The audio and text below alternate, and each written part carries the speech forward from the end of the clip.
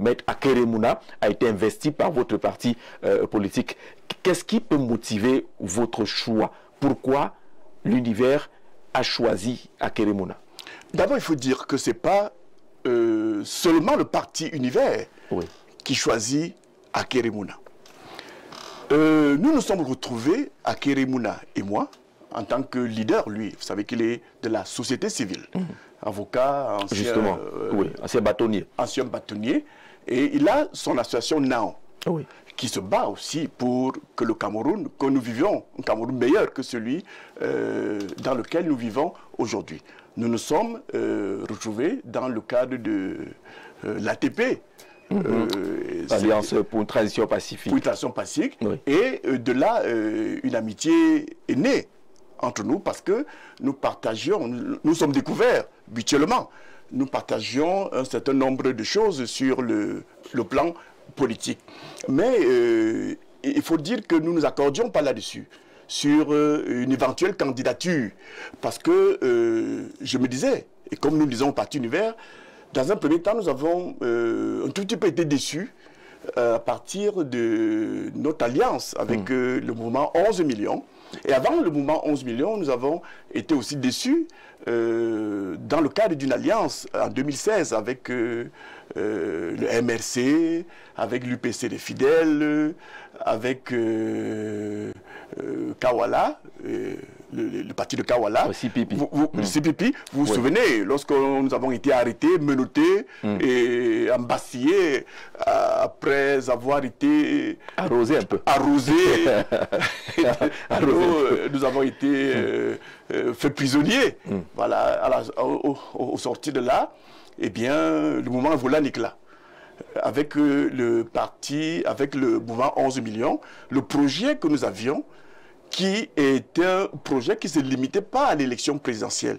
C'était un projet politique qui devait s'étendre sur 10, 15, 20 ans. Nous avons été déçus. Donc il y avait cette réserve du parti Univers pour s'engager dans une autre coalition. C'est vrai, il faut bien qu'on le dise. Lorsque nous nous engageons avec l'ATP, il n'est pas question d'élection présidentielle. Il s'agit de penser un projet de transition politique parce que le Cameroun en a besoin. Que les Camerounais puissent... Justement, il y a eu ce débat sur la transition. On n'a pas toujours bien cerné pourquoi vous parlez de transition. Et nous continuons d'ailleurs à en parler avec Mouna. Qu'est-ce qui imposerait une transition dans le cadre de la transition politique au Cameroun? Mais alors, le mot transition semble faire peur aux uns et aux autres parce qu'en Afrique, on a souvent connu ce nom parce qu'il est utilisé très souvent à la suite des coups d'État, de renversement des régimes. Mais le mot transition, il faut le prendre dans son sens tel qu'il est défini dans le dictionnaire. La transition. Je suis en transit. Lorsque vous allez, par exemple, au Canada, il peut vous arriver de transiter par Paris. Il y a une transition. Voilà. Donc, c'est le passage d'un point à un autre en observant une petite pause, une transition. Dans la vie, il y a des transitions. De l'enfance à l'adolescence. Transition de l'adolescence à la jeunesse, de la jeunesse à l'âge adulte. Ce sont des transitions. Le Cameroun a été pensé, a été conçu, doit même son existence à d'autres. Aux autres, pas aux Camerounais. Le nom Cameroun, il vient d'où? C'est pas moi de poser la question.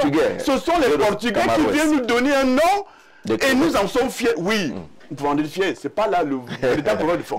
Nous sommes des Camarouès, des crevettes. On nous a appelés crevettes et nous acceptons gentiment, docilement que nous sommes des crevettes. Peu importe. On a tout reçu des autres. Vous êtes nous avons reçu des autres. Lorsque les Allemands arrivent dans ce qu'on appelle aujourd'hui le Cameroun, ils ne demandent pas notre avis. Ils dessinent la carte du Cameroun sans nous, avec toutes les conséquences que cela peut entraîner sur le plan des recoupements, des familles, des tribus, et que sais-je encore. Lorsqu'après la Première Guerre mondiale, les Français et les Anglais débarquent au Cameroun, ont-ils demandé notre avis? Non. Les Portugais, les Allemands, les Français, les Anglais sont venus par les poches vides, par les sacs vides, avec des institutions qui sont les leurs, ne cadrant pas avec les réalités qui sont les nôtres. Ils nous ont vendu, entre guillemets, ces institutions et nous les avons achetées, malheureusement, sans mode d'emploi. Ce qui explique aujourd'hui que nos institutions soient plombées, ne fonctionnent pas, parce que nous ne les comprenons pas. Les institutions, l'institution du président de la République, du Sénat, de l'Assemblée nationale, de la justice telle qu'elle est conçue aujourd'hui, c'est le fruit d'une histoire qui n'est pas la nôtre. Oui. Et les autres ailleurs comprennent parce que c'est le fruit de l'histoire. Mais nous portons ces chapeaux qui ne sont pas taillés à notre mesure. Et il est grand temps. C'est ça la transition. Vous convoquez une transition. Nous devons dire au Cameroun, nous observons un temps d'arrêt. Nous nous regardons. Nous faisons un bilan. Évidemment, il n'est pas question d'effacer l'histoire, non. Parce qu'on ne peut rien. Mais essayons de faire quelque chose comme un mélange, en allant aussi puiser. En tout cas, la transition, de notre point de vue politique, il va s'agir. C'est pas un projet. C'est pas un projet à court terme finalement lorsque vous expliquez. Ça ne peut pas être à court terme, mais les fondations de cette nouvelle république, de cette nouvelle société camerounaise, doivent être mises sur le plancher. Et la période transitoire que nous demandons, que Mouna demande, avec tout ce qui l'accompagne, c'est une période de 50 ans pour que les Camerounais puissent s'asseoir autour d'une table et repenser leur pays en partant de leur histoire, en faisant le bilan de cette histoire, en faisant le bilan de l'expérimentation des institutions qui ont été reçues d'ailleurs, en injectant de leur culture, en injectant de leur vécu quotidien, un nouveau contrat social. Vous savez, contrat social tel que nous l'enseigne Jean-Jacques Rousseau. On se met en société, on discute et on s'accorde sur les normes qui doivent gouverner notre société.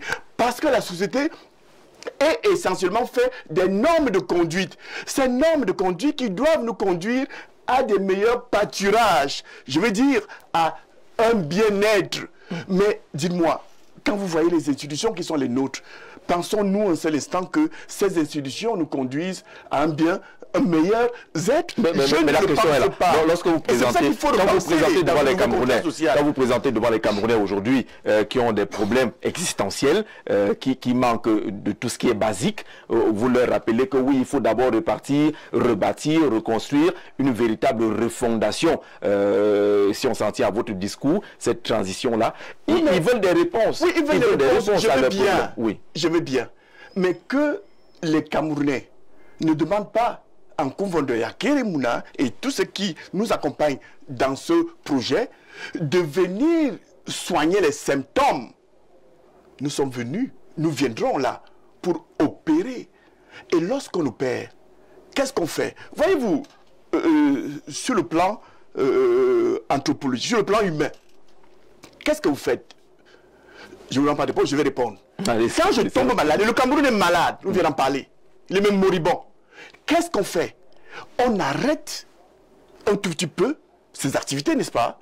On va se faire hospitaliser et on se fait soigner, on se fait opérer pour revenir prendre ces activités étant bien évidemment en forme. Mais pendant qu'on est à l'hôpital, on continue à manger, la famille continue à vivre.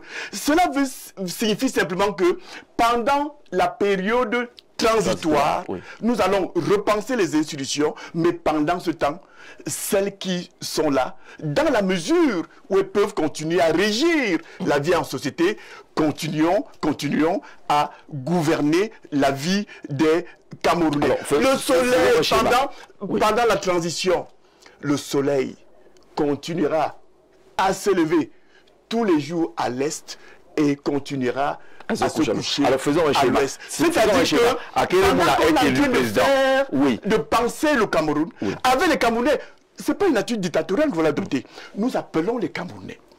Nous leur disons, il y a la guerre dans le Nozo. Ensemble, trouvons des solutions.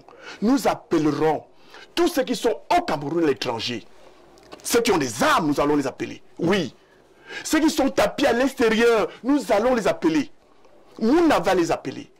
Il va leur dire, mes frères, le sang des Camerounais a déjà trop coulé. Nous comprenons votre problème. Vous avez des problèmes comme tous les autres Camerounais. Ce n'est pas parce que les autres Camerounais n'ont pas pris les armes. Non, les Camerounais ont des problèmes partout. Les Yaoundéens auraient pu aussi prendre les armes parce qu'il y a des poubelles à Yaoundé. Parce qu'ils sont dans un mal-être. Mais nous allons appeler tous les Camerounais, du nord au sud, de l'est à l'ouest, sur une table. La période transitoire ne nous amènera qu'à des modérateurs camerounais. Qu'est-ce que nous faisons pour que la guerre prenne fin dans le Nozo?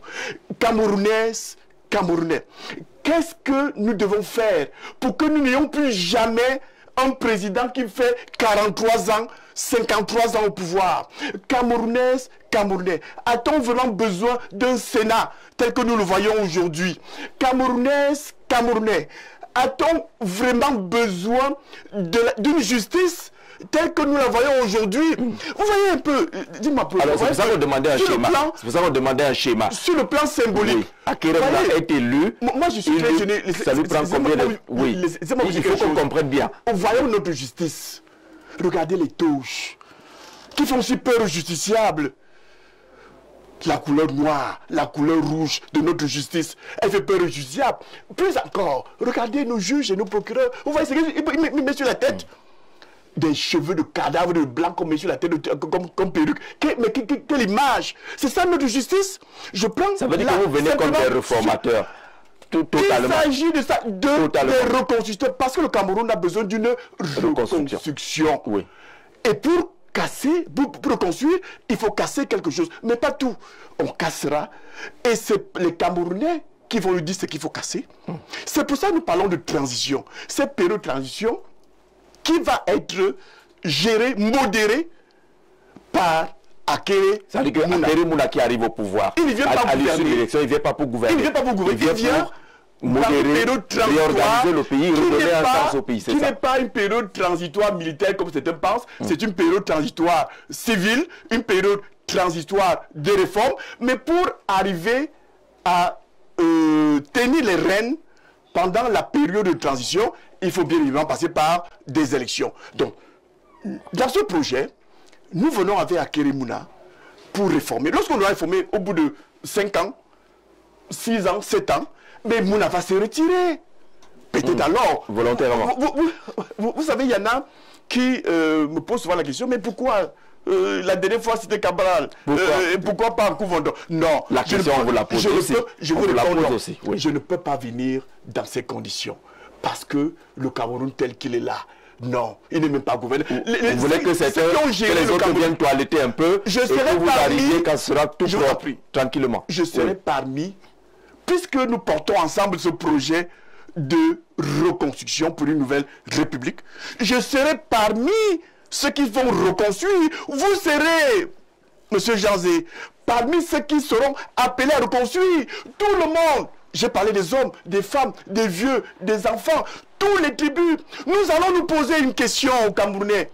Camerounais, est-il normal que nous ayons comme langue officielle le français et l'anglais, qui ne sont pas nos langues? Mais mon Dieu, oui, on ne va pas effacer l'histoire. Oui. Mais pourquoi ne penserions-nous pas une troisième langue officielle qui pourrait être le Fufulde, qui pourrait être le Mongo et Ondo?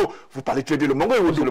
Qui pourrait être le Pidgin? Oui. Pourquoi ne pouvons-nous pas appeler nos universités? Tiens, nous en parlons tout à l'heure. Il y a des linguistes à l'université. Pourquoi ceci?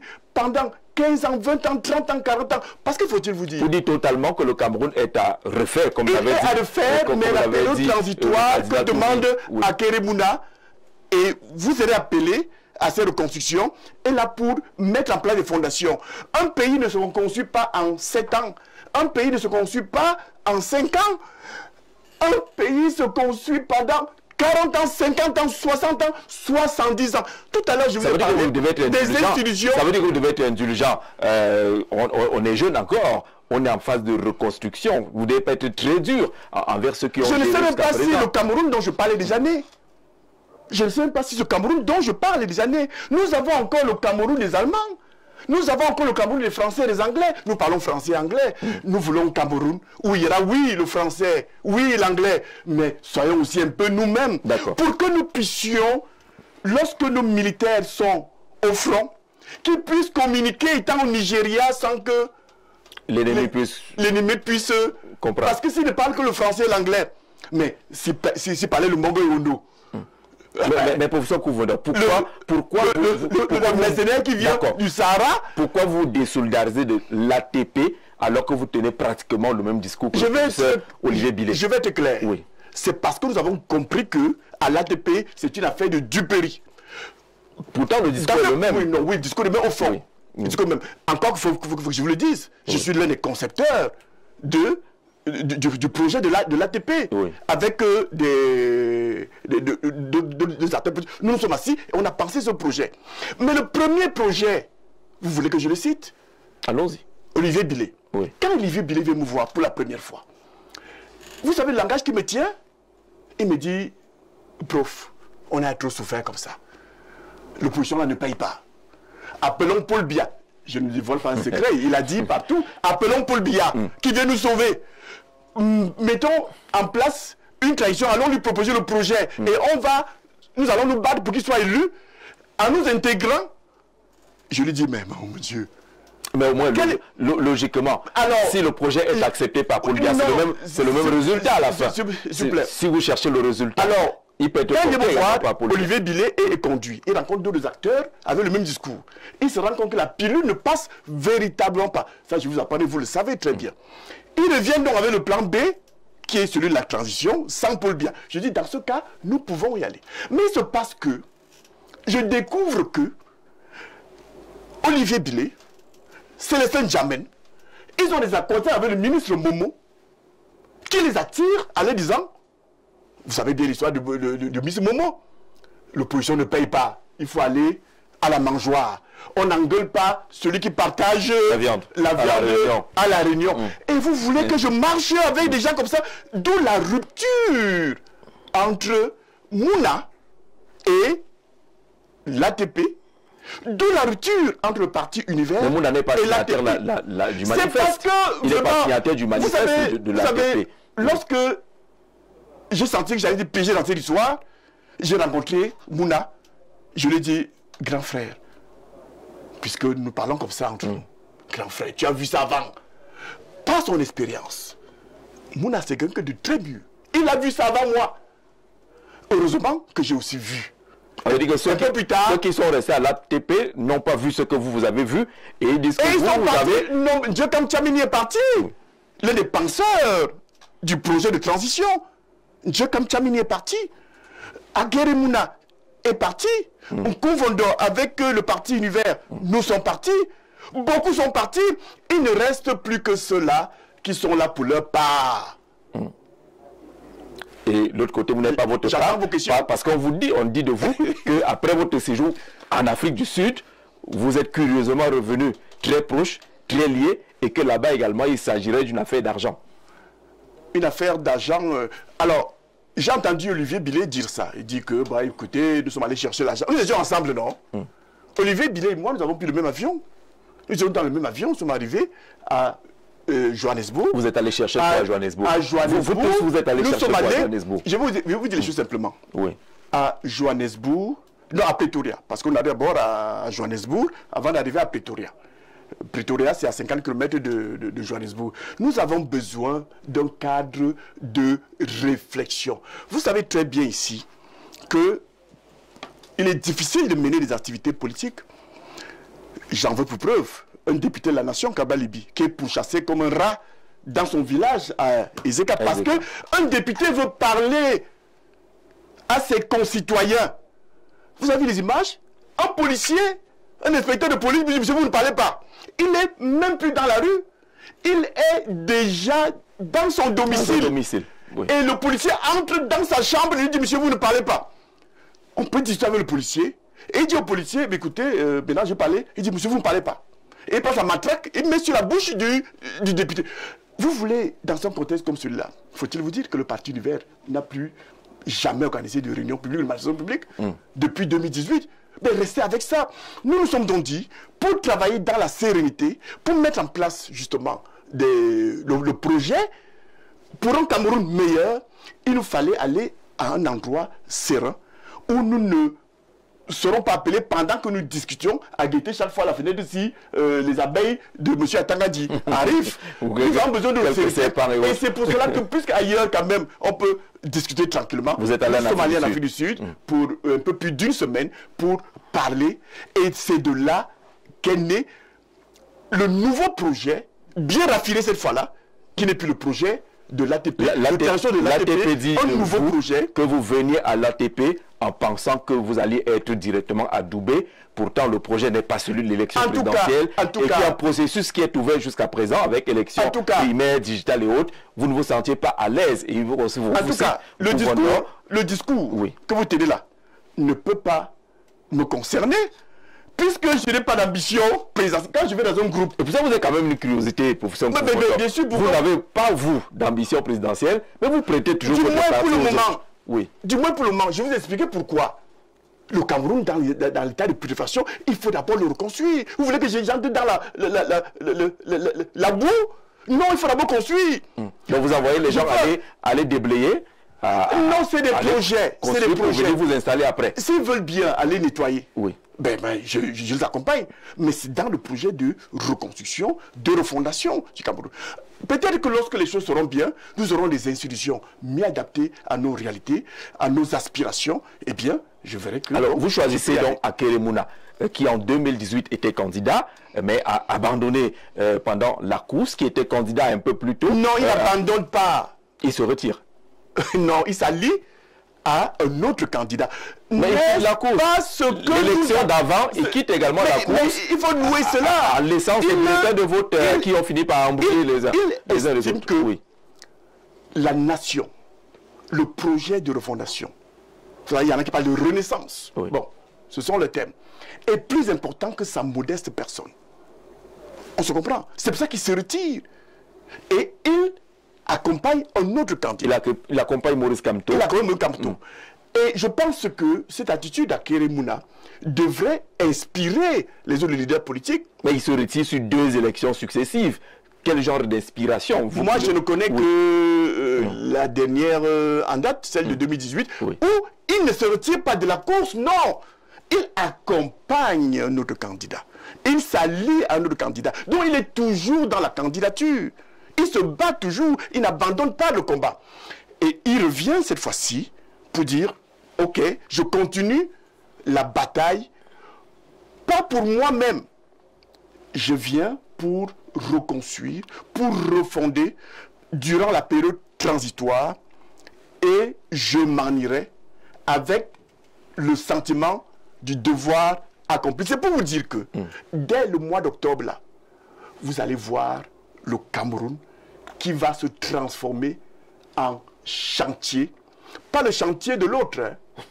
Le vrai chantier sur le plan institutionnel. Et même, je suis convaincu que dès le lendemain de l'élection, peut-être même avant que Akeré Mouna ne prête ses mains, on va commencer à enlever les poubelles à Yaoundé. Oui, on a entendu également les UPCistes, notamment le professeur Baïbek, qui pensent que Akeré Mouna ne devrait pas être candidat parce que son papa a servi le régime. J'ai entendu parler à Jean, j'ai entendu mes contempleurs, notamment les 2 que j'ai cités tout à l'heure, exception le ministre Moumou, raconter partout que Mouna m'a donné de l'argent, et on a renchéri en disant que mon parti Univers était un parti Nyango. Mais je vous prends un témoin. Lorsque le parti Univers endorse la candidature de Kabla Libi en 2018, Kabla Libi a l'argent. Je vais chez quelqu'un qui n'a rien. Je vais vous dire à cette époque-là, Kabla Libi est mon étudiant. Parfois, c'est moi qui prends l'argent dans ma poche pour lui dire, va nous acheter les sons. Et à côté là, c'est moi qui lui paie le taxi. Et alors, si je suis quelqu'un qui cherche de l'argent, c'est chez Cabral Libi que je vais pour une investiture. Vous êtes convaincu que Cabral Libi a été investi sans bourse de lié, puisqu'il n'en a pas. Revenons à Keremouna. Alors, à Keremouna. Vous pensez la que... critique, par exemple. Vous pensez... Sur l'argent d'abord, et puis vous revenez sur la critique. Oui, je vous en prie. Oui. Si je dois chercher l'argent dans ce pays, je vais chez qui? Chez Keremouna. À Keremouna, l'argent?